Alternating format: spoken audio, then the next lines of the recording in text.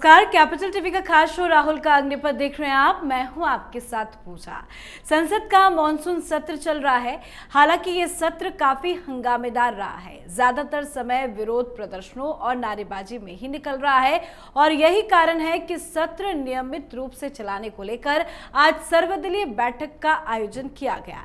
इस दौरान नेताओं के बीच में लोकसभा में गतिरोध को खत्म करने को लेकर चर्चा की गई। सर्वदलीय बैठक में लोकसभा स्पीकर ओम बिरला के साथ हुई बैठक में सत्र चलाने को लेकर सहमति बनी है। सोमवार से संसद का कार्य सुचारू रूप से चलेगा।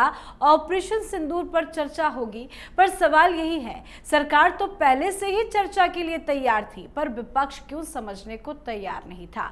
आखिर क्यों 5 दिनों तक विपक्ष ने संसद को ठप किया, सदन चलने नहीं दिया?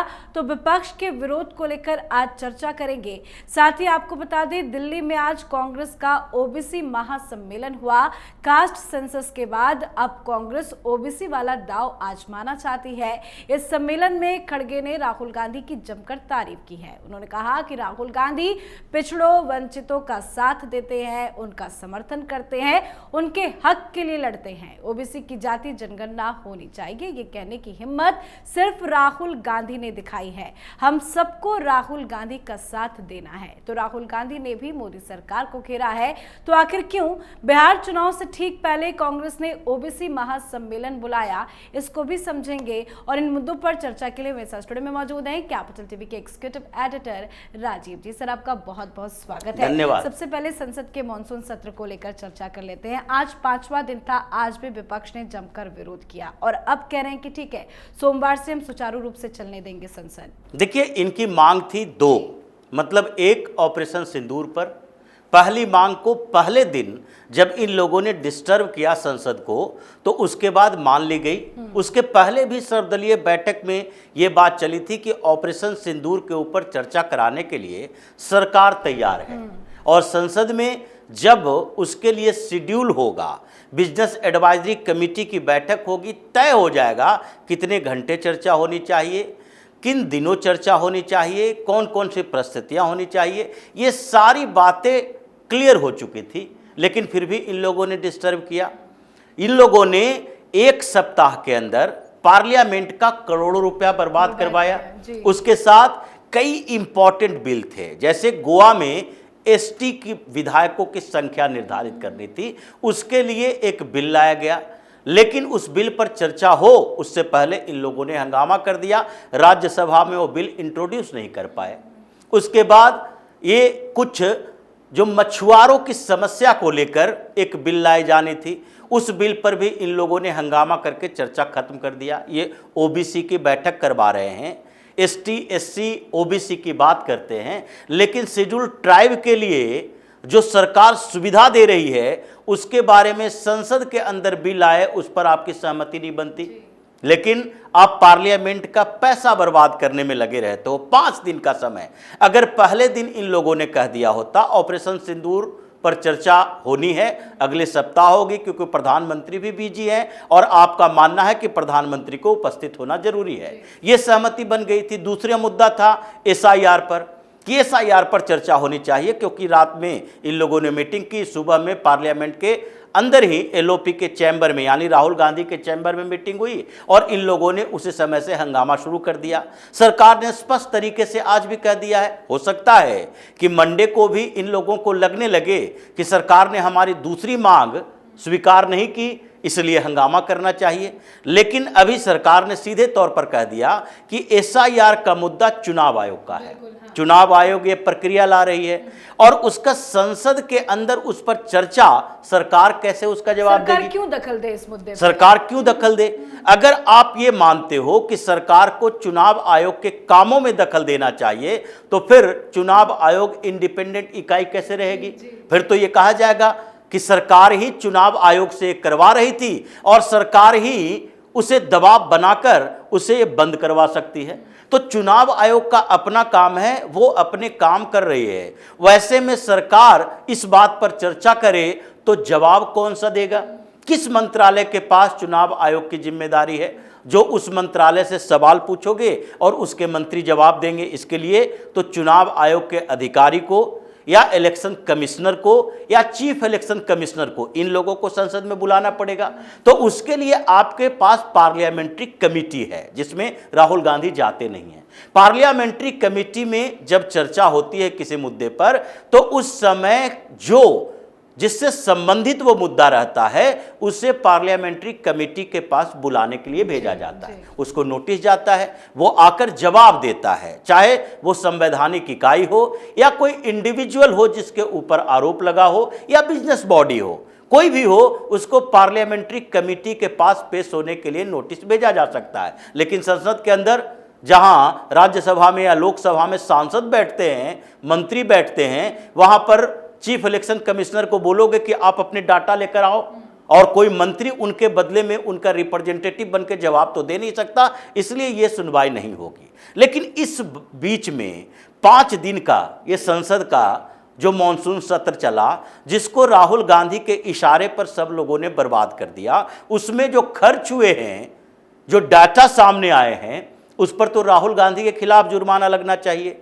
जो नियम कानून है उसमें तो जुर्माना लगाने की व्यवस्था नहीं है, लेकिन इसमें भी नियम कानून बदले जाने चाहिए। अगर आपको पहले दिन लगा था कि ऑपरेशन सिंदूर पर चर्चा से पहले हम संसद को नहीं चलने देंगे, तो दूसरे दिन संसद की कार्रवाई के समय आप बता देते, आप सदन में जो भाजपा के लीडर हैं उनको बता देते कि अभी 1 सप्ताह के लिए डायरेक्ट कार्रवाई बंद कर दो, हम 1 सप्ताह के लिए सदन को स्थगित करना चाहते हैं, जब तक ऑपरेशन सिंदूर पर चर्चा नहीं होगी तब तक हम उस पर चर्चा करने के लिए तैयार नहीं है, कोई भी और विधेयक पर चर्चा नहीं करेंगे। अगर ऐसा होता तो कम से कम ये जो डाटा है और जिस एजेंसी ने ये सारे रिकॉर्ड बनाए हैं, और उसके बाद जो आधार बनाया गया है 2012 का, जिस समय कांग्रेस की सरकार थी, और उस समय इन्हीं के पार्लियामेंट्री अफेयर मिनिस्टर पवन बंसल ने यह बताया था कि 1 मिनट संसद की कार्रवाई चलती है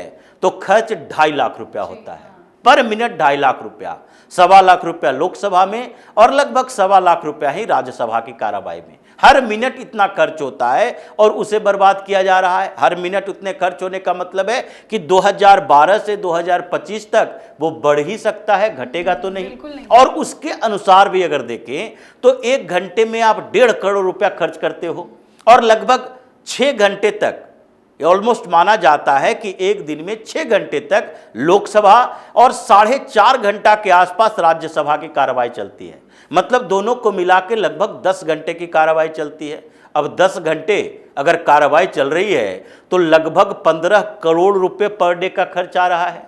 5 दिन आपने डिस्टर्ब कर दिया तो ये 5 दिन के अंदर 75 करोड़ रुपए तो खर्च हो गए, वो ऐसे काम के लिए जो प्रोडक्टिव नहीं है। कोई भी बिल इंट्रोड्यूस नहीं किया गया, किसी मुद्दे पर चर्चा नहीं की गई। जिन किसानों आदिवासियों के मुद्दे की बात करते हो उसके मुद्दे पर चर्चा नहीं की गई। इनकम टैक्स बिल आना था उसके मुद्दे पर चर्चा नहीं होने दिया गया। मतलब आपने 75 करोड़ रुपया 1 सप्ताह के अंदर बर्बाद किया, उसका जुर्माना कौन भरेगा? अगर राहुल गांधी से यह सवाल पूछा जाए कि आप अगर लीडर हो, आप कहते हो नेता प्रतिपक्ष हैं और विपक्ष के सबसे बड़ा नेता हैं जिनको बोलने नहीं दिया जाता है, तो फिर 75 करोड़ का जुर्माना इन लोगों पर लगाओ। नहीं, जुर्माना तो राहुल गांधी पे ही लगना चाहिए सर, क्योंकि वो विपक्ष के नेता है और जिस तरह से लगातार प्रोटेस्ट कर रहे हैं, चाहे वो काले कपड़े पहन के कर रहे हैं या आज उन्होंने पैदल मार्च निकाला, SIR का पोस्टर फाड़ के डस्टबिन में डाल दिया, रोज जिस तरह से प्रोटेस्ट कर रहे हैं तो उनको ही तो जुर्माना देना चाहिए। बिल्कुल देना चाहिए।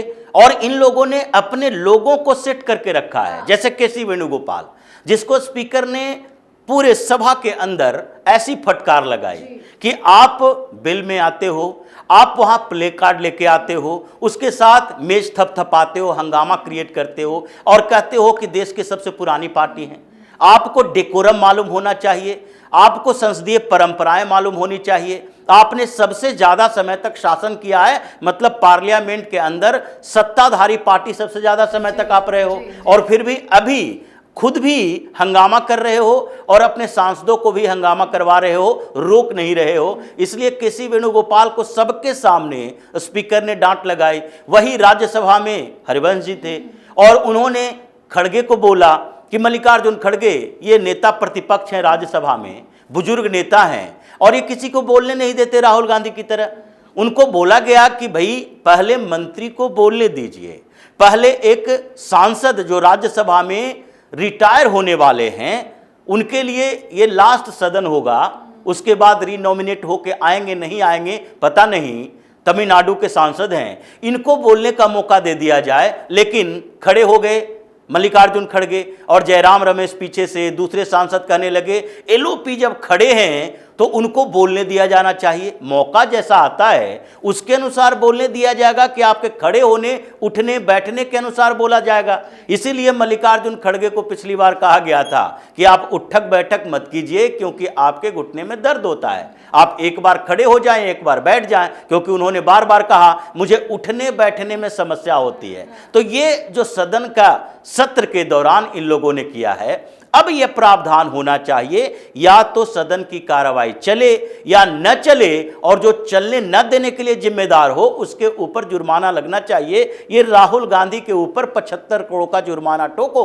उसके बाद आगे के सप्ताहों में या तो ये बैठकर सुनेंगे या तो सदन से बाहर रहेंगे या तो सदन की कार्रवाई चलने देंगे या फिर वहां जाएंगे ही नहीं। ये डिस्टर्ब करके सदन को पूरी तरह से बर्बाद तो उसका समय और पैसा नहीं करेंगे। लेकिन मल्लिकार्जुन खड़गे साहब को उठने बैठने में बड़ी दिक्कत होती है, लेकिन आज प्रोटेस्ट कर रहे थे, पैदल मार्च भी निकाला और आज कांग्रेस पार्टी ने ओबीसी महासम्मेलन का आयोजन किया था, वहां भी वो पहुंच गए और खुलकर राहुल गांधी का समर्थन किया है, बड़ी बड़ी बातें कह डाली है। देखिए राहुल गांधी का दुर्भाग्य कि ओबीसी का सम्मेलन कर रहे हैं और ओबीसी का राष्ट्रीय सम्मेलन, और उसमें कह रहे हैं राहुल गांधी ने बहुत बड़ा काम किया। मल्लिकार्जुन खड़गे क्या कि ओबीसी की जनगणना करवा दी, सरकार को फैसला लेने पर मजबूर कर दिया।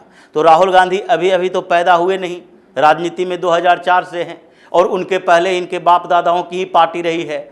तो उस समय से अब तक 1947 से अब तक ये जातीय जनगणना का संकल्प इन लोगों ने क्यों नहीं दोहराया? 2011 में ही क्यों नहीं कर लिया? 2011 में प्रधानमंत्री मोदी तो थे नहीं, इन्हीं के प्रधानमंत्री थे डॉक्टर मनमोहन सिंह, लेकिन उस समय नहीं करेंगे। और अब जो ओबीसी की बात कर रहे हैं, जातीय जनगणना कराना, ओबीसी की बात करना और बताना कि दलितों पिछड़ों की आवाज बनकर राहुल गांधी उभरे हैं, तो दलित पिछड़ों की आवाज बनने के लिए क्या राहुल गांधी अपने आप को दलित पिछड़ा घोषित किए? राहुल गांधी जिस स्थिति में हैं उनको ये कहा जा सकता है कि ओबीसी की बात करने से पहले एक ओबीसी का वैसा लीडर तो पैदा करो जो कांग्रेस का नेतृत्व कर सके। अभी तक कांग्रेस का नेतृत्व करने वाला ये गांधी परिवार का व्यक्ति जो अपनी जाति को लेकर कंफ्यूज, धर्म को लेकर कंफ्यूज है, जिसकी कोई ना जातीय ना धार्मिक पहचान है, वो व्यक्ति ओबीसी की बात कर रहा है। लेकिन ये ओबीसी का मुद्दा अभी उठ रहा है क्योंकि बिहार का चुनाव है, और यही राहुल गांधी बंद कमरे में पिछले दिनों, ये जो परसों ही बैठक कर रहे थे और उन्होंने कहा देखो हम ओबीसी के मुद्दे पर पिछड़ रहे हैं, और ये पिछड़ रहे हैं जिसके कारण भारतीय जनता पार्टी के लिए स्पेस खुला हुआ है, और ओबीसी भारतीय जनता पार्टी के साथ आते हैं तो चुनावों में हम हार जाते हैं। तो मतलब साफ है कि आप ओबीसी की बात नहीं कर रहे, दलित पिछड़ों की बात नहीं कर रहे, बल्कि केवल उसका राजनीतिक इस्तेमाल कर रहे हो, क्योंकि आपको लग रहा है कि ओबीसी अभी प्रधानमंत्री मोदी के साथ है और भारतीय जनता पार्टी में ओबीसी के सबसे ज्यादा लीडर हैं। तो इसलिए आप अपनी पार्टी के नेताओं को ओबीसी की राजनीति करने के लिए अराजकता पैदा करने की कोशिश करवाने में लगे हो। बिल्कुल सर, बहुत बहुत धन्यवाद सर समझाने धन्यवाद। के लिए। तो विपक्ष जानबूझकर संसद का समय बर्बाद कर रही है, राहुल गांधी मुद्दों को भटकाना चाहते हैं और अब ओबीसी का मुद्दा उठा रहे हैं। कांग्रेस के भागीदारी न्याय सम्मेलन में अलग अलग राज्यों से पार्टी के टॉप लीडर्स भी आज शामिल हुए, सरकार को घेरने की कोशिश हुई। दरअसल ओबीसी महासम्मेलन कांग्रेस की उस रणनीति का हिस्सा है। इसके तहत कांग्रेस सामाजिक न्याय और ओबीसी यानी कि अन्य पिछड़ा वर्ग के अधिकारों को केंद्र में रखकर बीजेपी के प्रभुत्व को चुनौती देने की कोशिश कर रही है। पर राहुल गांधी अपनी हर कोशिश में हारते और नाकाम ही नजर आ रहे हैं। तो आपको क्या लगता है? आप भी अपनी राय कमेंट करके लिखिएगा। देखते रहिए कैपिटल टीवी। नमस्कार।